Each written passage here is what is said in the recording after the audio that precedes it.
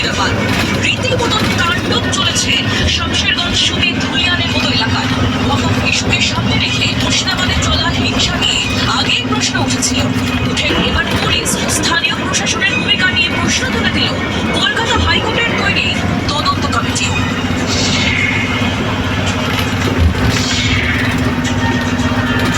মুর্শিদাবাদের ওয়াকফ অশান্তি নিয়ে সতর্কতান্বিত হয়ে মামলা রুজু করে হাইকোর্ট। তদন্তের জন্য 3 সদস্যের কমিটিও করে দেয় আদালত।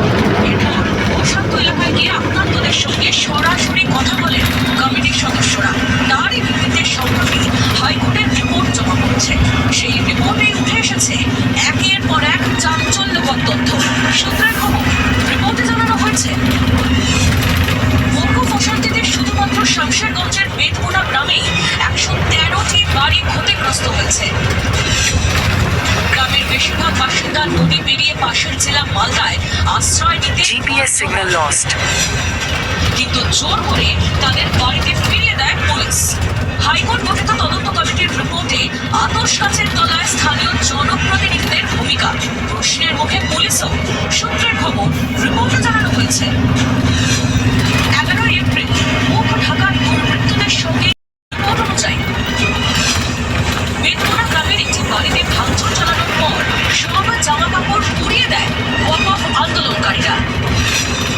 নিজেদের ঢাকার মতো কাপড়ও ছিল না ওই বাড়ির মহিলাদের কাছে। এমনকি যাতে আগুন নেভানো না যায় তার জন্য জলের লাইন কেটে দিয়ে যায় দুষ্কৃতীরা। মুর্শিদাবাদের হিংসা বিধ্বস্ত এলাকায় ইতিমধ্যেই কেন্দ্রীয় বাহিনী মোতায়েন করা হয়েছে। রিপোর্ট অনুযায়ী অশান্ত এলাকায় কেন্দ্রীয় বাহিনীর স্থায়ী ক্যাম্প চান আক্রান্তরা। গ্রামবাসীদের আশঙ্কা, বিএসএফ ক্যাম্প সরানোর পরেই ফের হামলা চালাতে পারে দুষ্কৃতীরা। নির্যাতনের মুখ বাংলা এ রাজ্যে দেখেছে প্রতিবাদী চরিত্র হিসেবে মুখশুমি গোয়ালদের, যাদের কামদুনি থেকে, গাইঘাটা থেকে, গেদে থেকে, খড়জুড়া থেকে একের পর এক নারী ধর্ষণের ঘটনায় মমতার সরকার, পুলিশ মন্ত্রী মমতা বন্দ্যোপাধ্যায়, মহিলা পুলিশ মন্ত্রী ধর্ষকদের আড়াল করবার চেষ্টা করেছেন। স্বাভাবিকভাবে মুখ আর মুখোশের লড়াই আজকে পরিষ্কার হয়ে যাচ্ছে যে আসলে সাদা শাড়ি হাওয়ায় চটি না মুখোশ।